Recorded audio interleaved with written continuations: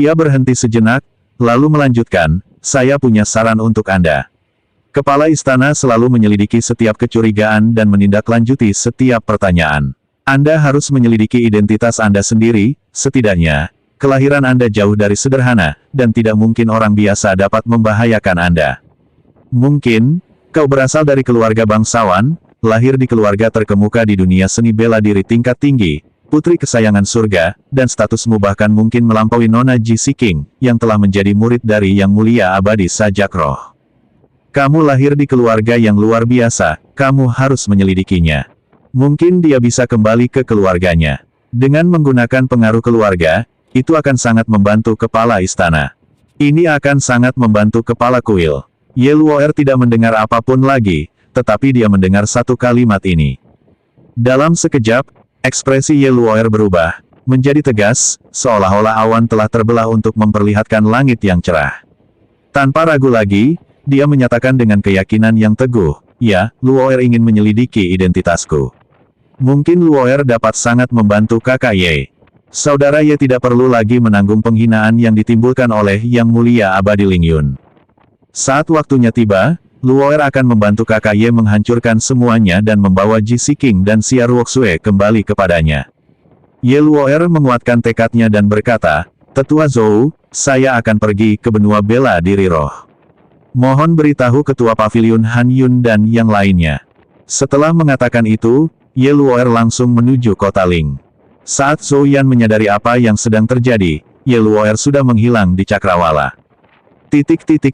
Tak lama kemudian, Zhou Yan tiba di depan istana yang tertutup, menangkupkan tangannya memberi salam, dan berkata, Tuan Istana Han, Nona Ye Luo'er telah pergi. Tampaknya dia menuju kota Ling untuk menyelidiki identitasnya di benua Lingwu. Dia ingin membantu Anda, Tuan Istana. Apakah Anda ingin kami memimpin sekelompok orang untuk membawa Nona Ye kembali? Kamu Luur, meskipun para pengawal kepala istana tidak tua, mereka memiliki tingkat kultivasi setara dengan alam kaisar awal.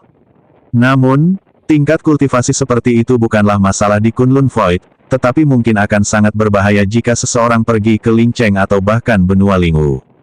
Haruskah kita mencoba memenangkan hati Nona Ye kembali? Kepala kuil tidak menyebutkan apapun tentang Nona Ye ketika dia pergi. Kamu Luur, dia sudah pergi. Han Yun terbangun dari pengasingannya, rambut putihnya telah hilang sepenuhnya, digantikan oleh seorang pria parubaya. Dia duduk bersila, merenung, identitas dan latar belakangnya tidak sederhana, kita tidak berhak untuk ikut campur. Jika dia benar-benar bisa membantu kepala istana, dia juga menyelamatkan Kunlun Voidku, jadi biarkan dia pergi. Menghentikannya tidak ada gunanya. Adapun bahaya bagi hidupnya, kekuatan garis keturunannya sangat kuat, setidaknya jauh melebihi klan roh darah.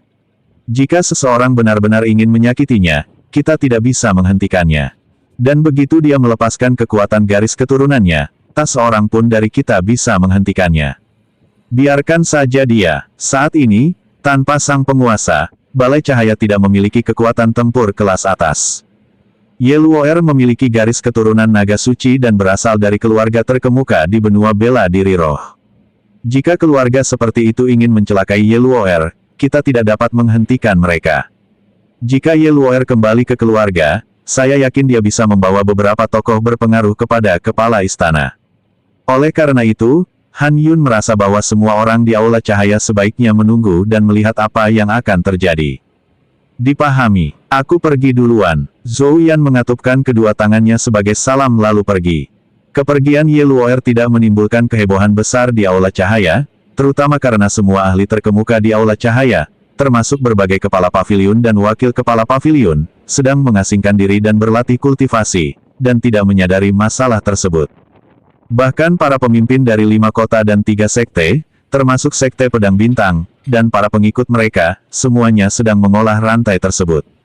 Sebelum Kunlun Su memasuki periode perkembangan pesat, Zhou Yan, He Yao, Huang Zantian, dan lainnya adalah tokoh-tokoh utama yang bertanggung jawab atas semua urusan di Kunlun Su. Hal ini terutama karena fondasi mereka tidak stabil dan mereka tidak dapat meningkatkan tingkat kultivasi mereka dalam waktu lama. Jadi mereka hanya bertanggung jawab atas operasional harian Aula Cahaya dan hal-hal lainnya. Sejak Ye Chen pergi, tidak ada pertempuran besar yang terjadi di Gunung Kunlun. Semua sekte dan klan bersatu di bawah Balai Cahaya. Karena mereka semua berada di bawah balai yang sama dan menghadapi musuh yang kuat seperti klan Roh Darah, mereka secara alami tidak akan terlibat dalam pertempuran lagi. Saat ini, Ye Luo'er memiliki tingkat kultivasi alam kaisar, yang tidak terlalu kuat maupun terlalu lemah. Dia tiba di luar kota roh dan menatap perisai pelindung biru tak terbatas yang menyelimuti seluruh kota. Hanya dengan mendapatkan token masuk seseorang dapat memasuki kota roh. Siapa kamu? Kau terlihat seperti seseorang yang kukenal. Tidak, itu seseorang yang dekat dengan Ye Chen. Sekelompok ahli bela diri Parubaya langsung mengenali Ye Luo'er. Di antara mereka, tetua keluarga Li adalah yang utama. Dia menatap Ye Luo'er dengan ekspresi ngeri, terus-menerus mengingat dalam benaknya bahwa sejak kedatangan klan Roh Darah, setelah beberapa pertempuran dengan kekosongan Kunlun, masing-masing keluarga dan sekte mereka telah mengirim orang ke kekosongan Kunlun untuk menyelidiki semua teman dan bawahan Ye Chen. Tentu saja, itu termasuk Ye Luo'er yang ada tepat di depan kita. Orang lainnya tampaknya adalah seorang wanita yang sangat dihargai oleh Ye Chen. Siapa kamu? Bagaimana cara saya masuk ke Lingcheng? Ye Luo'er menjadi agak menyendiri, tidak lagi menyerupai gadis yang dulu. Mengenakan jubah putih dan gaun peri, memegang pedang es yang panjang, dia tampak halus dan seperti dari dunia lain, sangat mirip dengan Chang'e dari Istana Bulan. Dia bertanya, apakah kalian semua berasal dari kota roh? Aku ingin pergi ke benua bela diri roh, bagaimana cara aku sampai ke sana? Apa yang Anda butuhkan? Apakah kau salah satu orang Ye Chen? Tanya tetua keluarga Li dengan hati-hati. Apakah kau Ye Luo'er? Ya, saya Ye Luo'er. Kilatan tajam tiba-tiba muncul di mata Ye Luo'er saat dia menatap tetua keluarga Li dengan curiga. Pedang panjang sedingin es di tangannya berkilauan dengan cahaya merah darah, memancarkan aura yang dingin dan menakutkan. Dor-dor, bang, kelompok praktisi bela diri Parubaya itu mundur beberapa langkah.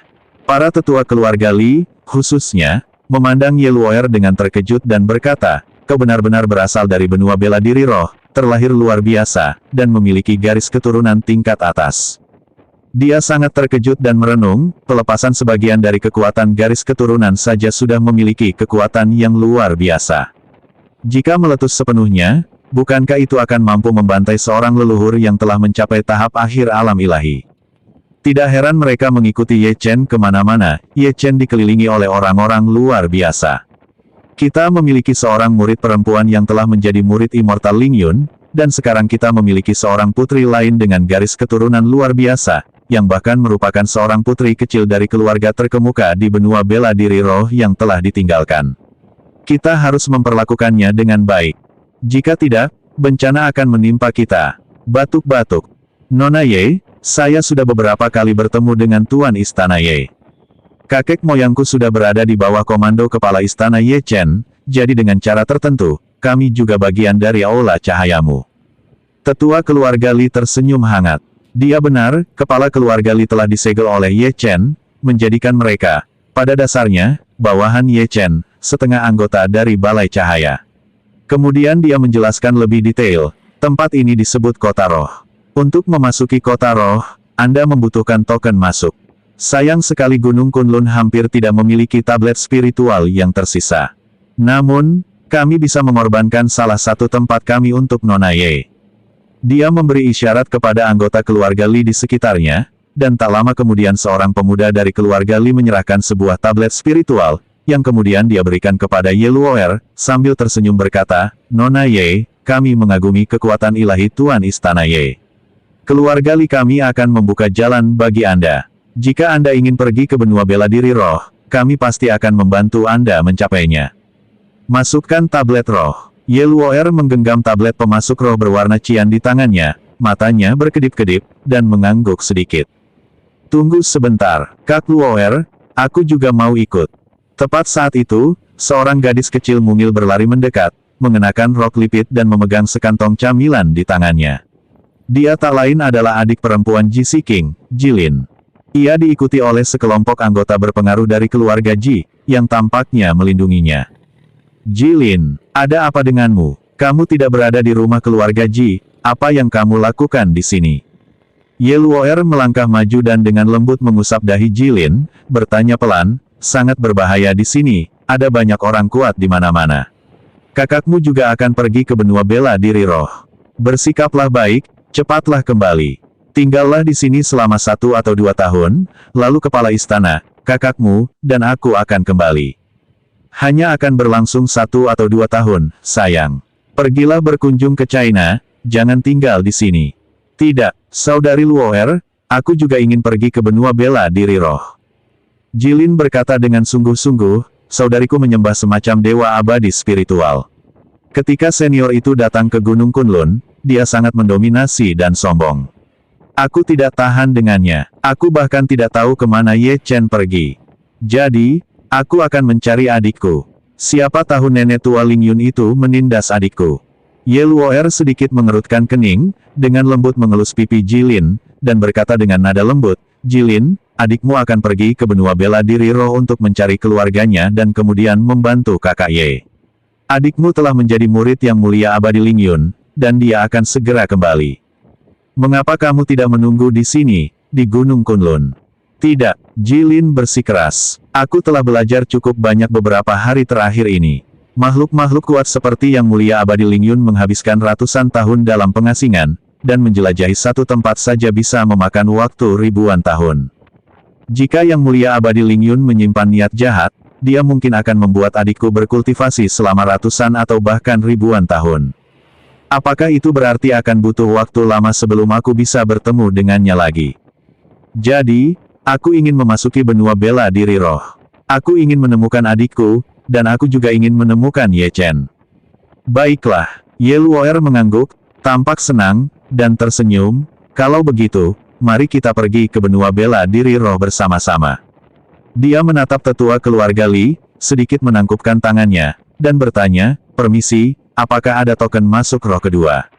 Memiliki. Ini, tetua keluarga Li mengeluarkan sebuah prasasti peringatan lainnya dan menyerahkannya kepada Jilin. Dia tampak tenang dan terkendali, tetapi sebenarnya dia sangat kesakitan. Tablet roh sangatlah berharga. Dia menyingkirkan satu, yang berarti bahwa bawahannya yang cakap tidak akan pernah bisa menginjakan kaki di kota roh. Tetua Chen, terima kasih. Jilin mengucapkan selamat tinggal dan memasuki kota roh bersama Ye Luoer, dengan para tetua keluarga Li juga hadir. Begitu mereka melangkah masuk ke kota roh, beberapa aura langsung menjulang ke udara. Beberapa ahli alam ilahi tingkat lanjut terbang ke udara, menciptakan pemandangan seolah-olah Ye Chen telah turun sekali lagi. Beberapa patriark dari tingkat ke-9 alam ilahi juga terbang ke udara untuk menyambutnya. Di antara mereka, ada satu orang yang tiba bahkan lebih cepat. Sang kepala keluarga Li, yang berada di tingkat ke-7 alam ilahi, menyatukan kedua tangannya untuk memberi salam kepada Ye Luoer dan Jilin, sambil berkata, Nyonya-nyonya, apa perintah kalian? Pada saat yang sama, para sesepuh dari 3 sekte dan 5 keluarga terbang ke langit. Melihat bahwa Ye Chen tidak datang secara pribadi, mereka melirik tetua keluarga Li yang membawa kabar tersebut, menghela napas pelan, dan turun dari langit. Mereka duduk di paviliun masing-masing dan menggunakan kekuatan jiwa mereka untuk mendengarkan percakapan antara Ye Luoer dan kepala keluarga Li. Lagi pula, Ye Chen tidak ada di sini. Tidak perlu bagi kita untuk secara pribadi pergi menemui mereka. Tidak apa-apa jika kepala keluarga Li yang pergi, karena dia adalah bawahan Ye Chen. Kepala keluarga Li, saya ingin bertanya, kesusunan teleportasi spasial mana saudara Ye pergi? Ini adalah susunan teleportasi spasial Sekte King Hong, yang mengarah ke Tanah Qiankun di wilayah barat benua Lingwu, yang dikendalikan oleh keluarga Beigong, sebuah keluarga tingkat menengah. Kata anggota keluarga Li perlahan. Keluarga Beigong, Ye Luoer terkejut, agak heran. Patriark keluarga Li tersenyum tipis dan berkata, bukan keluarga Beigong itu. Menurut penyelidikan kami, kedua keluarga Beigong adalah cabang dari keluarga Shenlong tingkat atas, masing-masing mendominasi wilayah barat dan selatan serta mengendalikan banyak sekte. Oleh karena itu, kepala istana pergi ke keluarga Beigong di wilayah barat, bukan keluarga Beigong di wilayah selatan. Meskipun keduanya memiliki nama keluarga Beigong, mereka bukan berasal dari keluarga yang sama, mereka hanyalah dua cabang keluarga yang berkembang dari keluarga Shenlong. Benua Lingwu berbeda dari Kunlun Su. Di Kunlun Su, jarang terdapat hierarki di antara berbagai sekte. Mereka umumnya hidup berdampingan. Namun, jika terjadi insiden besar, sekte yang lebih lemah akan mengikuti keputusan sekte yang lebih kuat. Misalnya, di masa lalu, sekte-sekte yang lebih kecil akan mengikuti keputusan Sekte Kunlun, Sekte Dao, dan sebagainya. Benua Lingwu memiliki hierarki yang ketat. Sekte tingkat bawah, seperti Sekte Ledakan Langit Darah dan Sekte Kunwu, harus tunduk kepada sekte tingkat menengah seperti Aula Bangau Terbang dan Sekte Pedang Emas, atau keluarga tingkat menengah seperti keluarga Beigong. Keluarga Beigong kemudian tunduk kepada keluarga tingkat atas, keluarga Naga Ilahi. Sistemnya sangat ketat dan tidak benar-benar kacau. Adapun iblis-iblis yang kuat, mereka semua berada di wilayah yang dikuasai oleh mereka, tetapi apakah mereka akan tunduk kepada mereka adalah masalah lain. Ye Luo'er mengangguk sedikit setelah kepala keluarga Li mengatakan itu. Jilin berkata, Senior Li, kami juga ingin pergi ke tanah Qiankun untuk mencari saudara Ye Chen. Kepala keluarga Li sedikit tersipu dan menjelaskan, susunan teleportasi spasial menuju tanah Qiankun sudah pernah digunakan sekali. Diperlukan masa pendinginan 10 tahun agar batu ilahi spasial dapat mengumpulkan kekuatan hukum spasial. Itu tidak dapat digunakan sekarang. Dia langsung berkata, Sekte Azure Crimson memiliki 2 susunan teleportasi spasial, keduanya mengarah ke wilayah barat. Master Istana telah menggunakan salah satunya. Yang lainnya mengarah ke Tanah Boyu, yang merupakan wilayah keluarga menengah lainnya, berjarak 200.000 km dari Tanah Qiankun. Ada cukup banyak sekte dan wilayah makhluk abadi yang memisahkan kita, mungkin berbahaya untuk bergegas ke sana. Saya sarankan kalian berdua jangan pergi. Ye Luo'er berkata langsung, aku ingin merepotkan kepala keluarga Li untuk mengantar kami ke sana. Kepala keluarga Li menatap Ye Luo'er dan Jilin lama sebelum mengangguk sedikit. Kemudian, ia membawa kedua wanita itu ke depan gerbang King Hong dan memberi hormat kepada kepala keluarga gerbang King Hong. Dia menunjuk ke susunan teleportasi spasial di depannya dan berkata, kalian naik ke atas, aku akan mengaktifkannya. Terima kasih banyak, Pak Li. Terima kasih, Paman Li. Ye Luo'er dan Jilin berdiri di tangga, dan partikel hukum spasial di sekitar mereka mulai berputar. Tak lama kemudian, kekuatan hukum ruang muncul begitu saja, merobek sebuah lorong. Tepat ketika Ye Luo'er dan Jilin memasuki terowongan ruang angkasa, kekuatan garis keturunan Ye Luo'er sedikit terbangun, dan dia bahkan menyerap kekuatan hukum ruang angkasa untuk memperkuat dirinya. Nona Ye, tolong jangan lakukan ini. Kekuatan spiritual dalam diri kepala keluarga Li diserap oleh kekuatan garis keturunan dalam diri Ye Luo'er, membuatnya merasa benar-benar hampa dan tidak mampu lagi mengendalikan kekuatan susunan teleportasi spasial. Tidak, ini adalah kekuatan garis keturunan yang bekerja dengan sendirinya. Ye Luo'er sedikit bingung, dia tidak menyangka hal ini. Ye Luo'er menatap dirinya sendiri dengan panik, bahkan berusaha mengendalikan kekuatan garis keturunannya untuk menghentikan penyerapan kekuatan hukum spasial dan kekuatan spiritual dari patriark keluarga Li. Tetapi tampaknya sejak ketua sekte Ruo mengangkatnya, dia telah menggunakan kekuatan darah dan ki-nya untuk berkultivasi, dan belum menerima nutrisi apapun dari kekuatan spiritual. Secara logika, seseorang dengan garis keturunan naga suci, yang lahir di benua bela diri roh, akan menyerap sejumlah besar energi spiritual dan mencapai setidaknya kultivasi alam ilahi. Namun, ketika pemimpin sekte menemukannya, dia hanya berada di sekitar tingkat kultivasi alam Raja Suci. Jelas sekali, tubuhnya sangat membutuhkan nutrisi energi spiritual. Seperti spons yang sudah lama kering, tiba-tiba ia menemukan sejumlah besar air di dekatnya dan menyerapnya tanpa mempedulikan apapun, sampai-sampai Ye Luo'er sendiri tidak bisa mengendalikannya. Setelah bertahun-tahun, tubuh telah berada dalam kondisi kelaparan. Ini seperti seseorang yang hanya makan 30% atau bahkan 10% dari makanan biasanya sejak kecil hingga dewasa, dan hampir tidak bisa bertahan hidup. Sekarang, begitu melihat makanan lezat, mereka secara alami melahapnya tanpa ragu. Tidak, nenek moyang, ada yang salah. Leluhur sekte hijau dan merah. Kepala keluarga Li berteriak, ekspresinya semakin dingin, merasa seolah-olah Ye Luo'er telah menguras semua energi spiritual dari tubuhnya. Bahkan susunan teleportasi spasial di sekitarnya meredup, dan saluran spasial yang terbuka tampak agak suram, bahkan menunjukkan tanda-tanda pemulihan. Mungkinkah susunan teleportasi spasial itu akan segera gagal? Bukankah itu akan menjadi kerugian besar? Orang-orang Ye Chen tidak berhasil dievakuasi tepat waktu, melainkan hukum spasial dari susunan teleportasi spasial telah habis. Sungguh garis keturunan yang luar biasa. Dia bisa menyerap kekuatan hukum spasial secara mandiri, itu luar biasa. Orang yang bisa menciptakannya pasti setidaknya seorang ahli alam integrasi Dao. Dua suara memasuki telingaku. Tak lama kemudian, sesepuh keluarga Li tiba, meletakkan tangannya di punggung kepala keluarga Li dan bahkan mengerahkan artefak magis untuk dengan panik menyalurkan energi spiritual ke dalam dirinya. Patriark Sekte King Hong secara pribadi mengambil batu suci spasial dan melemparkannya ke dalam susunan teleportasi spasial. Batu suci itu sekali lagi memancarkan aliran kekuatan hukum spasial, menyehatkan hukum spasial yang dibutuhkan oleh susunan teleportasi.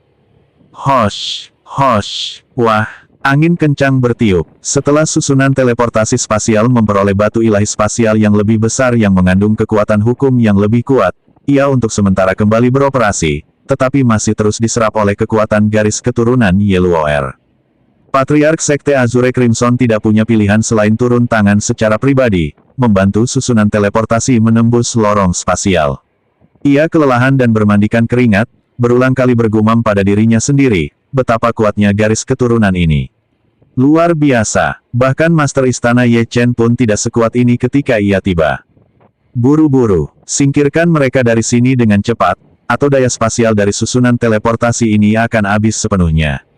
Patriark keluarga Li menyediakan energi spiritual, jika tidak, kepala keluarga Li akan kehabisan energi karena kekuatan garis keturunan Yeluoer. Saat menyajikan makanan, dia menatap Yeluoer dengan saksama, bukan dengan amarah, melainkan dengan keterkejutan. Kekuatan garis keturunan memungkinkannya untuk secara otomatis menyerap hukum ruang angkasa. Betapa dahsyatnya kekuatan fisik ini. Hukum ruang angkasa, kekuatan serangannya tidak kalah dahsyatnya dengan hukum kehancuran. Begitu mengenai lawan, selama lawan belum mengembangkan tubuh fisik pada tahap tubuh hampa, terlepas dari tingkatan mereka, mereka akan hancur dalam sekejap. Namun, Yeluoer, di alam kaisar, secara otomatis menyerap hukum ruang angkasa dengan kekuatan garis keturunannya. Ini berarti Yeluoer terlahir dengan kekuatan fisik yang luar biasa, dan meridian serta tulangnya mampu menampung kekuatan hukum ruang angkasa. Untuk melahirkan keturunan seperti itu, seseorang harus memiliki tingkat kultivasi alam integrasi Dao, atau bahkan alam penciptaan. Jika tidak, kekuatan garis keturunan dan tubuh fisik keturunan tersebut tidak akan mampu menyerap hukum ruang angkasa sendiri tanpa mengalami kerusakan apapun. Kamu luar, latar belakang dan asal-usulnya bahkan lebih mengerikan daripada Ye Chen. Kita sama sekali tidak boleh menyinggung perasaan mereka, atau kita pasti akan mati. Dua siswa senior, maaf, saya tidak tahu akan jadi seperti ini. Yeluoer sedikit gugup dan hanya bisa menggenggam tangan Jilin, khawatir sesuatu akan terjadi selama teleportasi. Bagus, kami siap mengantarmu. Kedua leluhur itu meraung dan melepaskan seluruh kekuatan spiritual mereka, menyalurkannya ke dalam susunan teleportasi untuk mengaktifkan kekuatan batu ilahi spasial. Cahaya biru berkedip di susunan teleportasi, dan setelah cahaya biru menghilang, Yeluoer dan Jilin juga memasuki lorong spasial.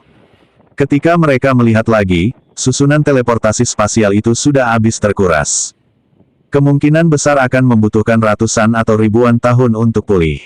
Kerusakannya jauh lebih parah daripada yang digunakan Ye Chen. Masalah ini hari ini, jangan sebarkan ini, kata Patriark Sekte Azure Crimson dengan ekspresi tidak ramah. Mengapa keturunan makhluk sekuat itu muncul di dunia bela diri tingkat rendah sudah menjadi misteri besar, dan bahkan melibatkan kematian yang tak terhitung jumlahnya. Dengan kekuatan kita, kita seharusnya tidak ikut campur. Jadi, lupakan saja. Baiklah. Patriark keluarga Li menatap kepala keluarga Li dan berkata, ingat, jangan sebarkan ini.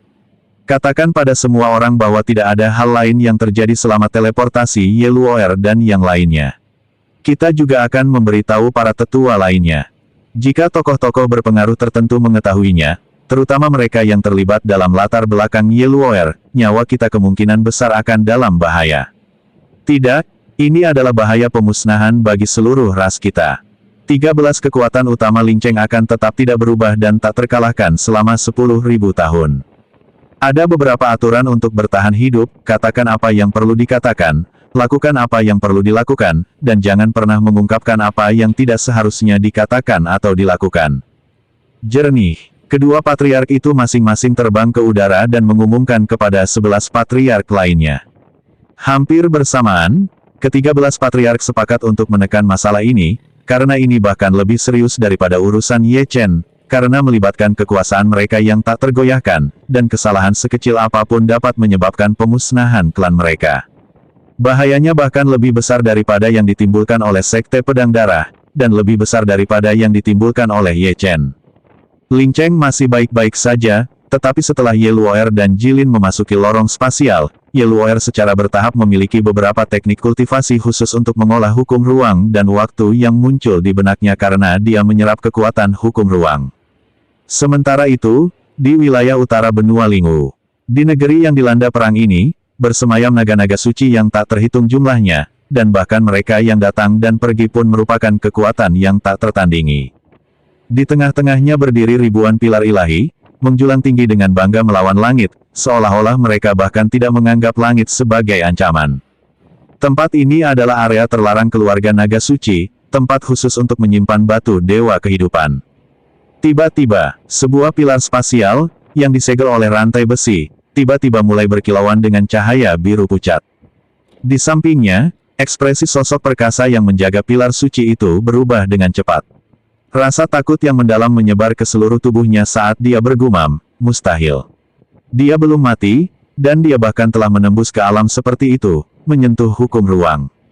Itu tidak mungkin, itu tidak masuk akal, sesuatu yang mengerikan akan segera terjadi di benua Lingwu. Pria tua itu terus menggelengkan kepalanya, bahkan membuat segel tangan dan memanipulasi sihir ruang waktu untuk menyelidiki, tetapi sayangnya dia tidak dapat menemukan alasan spesifiknya. Sebagai tokoh berpengaruh di klan naga suci yang bertanggung jawab atas batu kehidupan, lelaki tua itu memiliki tingkat kultivasi alam penciptaan tahap menengah. Di dunia luar, dia akan menjadi raksasa, tetapi di keluarga tingkat atas, dia hanya bertanggung jawab untuk menjaga beberapa area dan paviliun terlarang. Pada saat itu, berbagai macam pikiran membanjiri benaknya. Mungkinkah gadis itu belum mati? Namun hukum spasial pada batu kehidupan tidak memiliki kekuatan spiritual yang sepadan. Atau mungkin tubuh fisiknya sudah lama tidak mendapatkan nutrisi yang cukup, tetapi di tingkat seni bela diri yang lebih rendah, dia tiba-tiba bersentuhan dengan batu dewa ruang dan menyerap kekuatan hukum ruang di dalamnya. Itulah sebabnya batu dewa kehidupan mengira dia telah maju ke tingkat seperti itu dan bereaksi. Pria tua berjubah api itu berpikir sendiri, tetapi menggelengkan kepalanya dengan ragu. Akhirnya, dia mengeluarkan tanda pengenal itu dan memberitahu kepala keluarga. Seperti klan naga ilahi, klan naga suci memiliki garis keturunan ahli tingkat Sein yang mengalir di dalam dirinya, serta beberapa anggota dengan garis keturunan naga yang kaya. Oleh karena itu, setiap keturunan langsung memiliki batu dewa kehidupan, yang sangat menakutkan. Selama mereka lahir dan ada, batu kehidupan akan ditempatkan di area terlarang. Ini berada di bawah pengawasan khusus. Kekuatan aura batu kehidupan menunjukkan kekuatan kultivasi mereka. Lebih jauh lagi, setiap kali anggota klan naga suci mencapai alam primordial dan memahami hukum ruang, batu kehidupan akan bereaksi, memancarkan cahaya biru. Memahami hukum waktu juga akan menghasilkan reaksi. Lebih jauh lagi, hukum ruang waktu, hukum 5 unsur, dan bahkan hukum penciptaan semuanya akan menghasilkan reaksi pada batu kehidupan setelah dipahami. Pada saat yang sama, jika mereka binasa, batu kehidupan akan hancur berkeping-keping secara otomatis. Ini agak mirip dengan mencatat naik turunnya, kekuatan dan kelemahan anggota utama sebuah keluarga.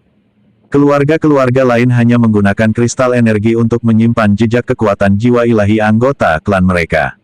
Begitu seorang anggota klan gugur, kristal energi akan otomatis meledak untuk membuktikan apakah anggota klan tersebut masih hidup atau sudah mati.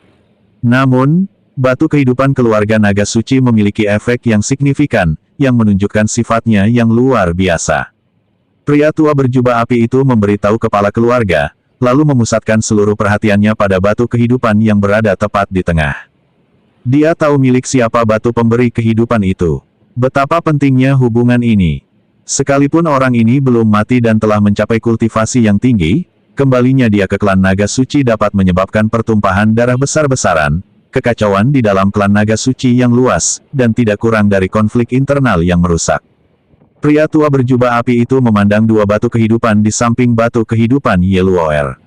Keduanya sedikit rusak, dan salah satunya bahkan pecah, nasibnya tidak diketahui. Pertempuran kala itu terlalu tragis. Seandainya mereka tidak gagal kembali, keluarga naga suci hari ini tidak akan seperti ini, dan tidak akan ada begitu banyak orang di klan yang tampak ramah di luar tetapi berselisih di dalam. Sang kepala keluarga berada di alam iblis selatan, dibutuhkan waktu sehari baginya untuk kembali. Haruskah kita memberitahukan hal ini kepada Dewan Tetua Tertinggi? Dia sangat bingung, mondar-mandir, dan bahkan mengusir beberapa penjaga dan pengawal yang datang untuk mengajukan pertanyaan kepadanya. Dia menatap langit merah darah, dan adegan dari lebih dari 1 dekade lalu perlahan muncul kembali dalam pikirannya. Dia bergumam pada dirinya sendiri, jika memang putri mereka yang telah kembali, dan jika tingkat kultivasinya tidak rendah, aku mungkin bisa mengamankannya. Tetapi jika tingkat kultivasinya rendah, aku khawatir Dewan Tetua Tertinggi tidak akan mendukungnya. Kalau begitu, para tetua cabang utama juga tidak akan membiarkan ini begitu saja. Ketika cabang pertama dan cabang utama mulai bertengkar, seluruh dunia akan dilanda kekacauan. Pria tua berjubah api itu tahu betul siapa orang tua Ye Luo'er. Ayah Ye Luo'er adalah seorang tokoh yang tak tertandingi di zamannya, seorang talenta muda papan atas yang mendominasi eranya dan menyingkirkan semua rintangan. Namun, pada akhirnya ia jatuh ke lautan tak berujung, nasibnya tidak diketahui, dan bahkan batu kehidupannya pun terbelah dua. Adapun ibunya, dia adalah putri ketiga dari Istana 100 Dewa, dan juga seorang tokoh yang sangat kuat di zamannya.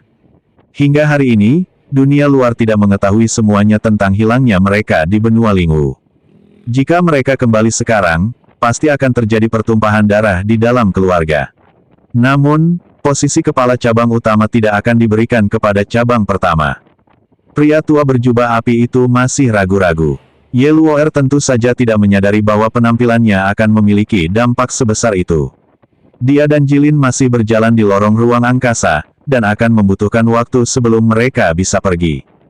Sementara itu, di kota kuno Ling, di lantai atas bangunan putih berukir itu, Bei Gong Ziyu dengan santai menggoda elang kecil itu, sambil tertawa kecil.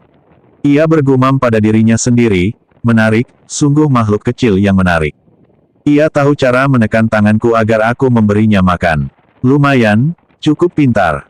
Dia dengan lembut menepuk elang seukuran telur itu dengan tangannya. Saat itu, kedua cakar elang kecil itu mendarat di tangan Bei Gong Ziyu yang lain, memijat lengannya seperti anak kucing yang menguleni. Setelah beberapa kali memijat, ia akan segera mendongak dan meminta buah peri. Setelah makan, ia akan memijatnya lagi, dan setelah beberapa kali memijat lagi, ia akan meminta lebih banyak. Penampilannya yang menggemaskan membuat Bei Gong Ziyu merasa sangat sayang padanya. Tiba-tiba, dia merasakan sesuatu, dan senyum nakal muncul di bibirnya. Ini dia si pria besar yang menarik. Bei Gong Ziyu menggendong elang kecil itu seolah-olah itu anak kucing, matanya yang cerah dan berair menatap Zheng Bo, Wang Qi, dan yang lainnya sebelum akhirnya tertuju pada Ye Chen. Dia tersenyum tipis dan berkata, "Alam Kaisar tingkat 8, bertarung imbang melawan alam Raja Dewa tingkat 5, kau cukup mengesankan. Kuncinya adalah memahami Dao Nirvana." Dia memberi isyarat, "Kemarilah, datanglah padaku." Ye Chen mengerutkan kening mendengar itu, tetapi tidak bergerak. Nada memerintah dari pihak lain bahkan membuatnya merasa agak tidak nyaman. Bei Gong Ziyu jelas tidak menyangka Ye Chen akan melawan, dan berkata, "Apakah kau tidak mengerti apa yang kukatakan?"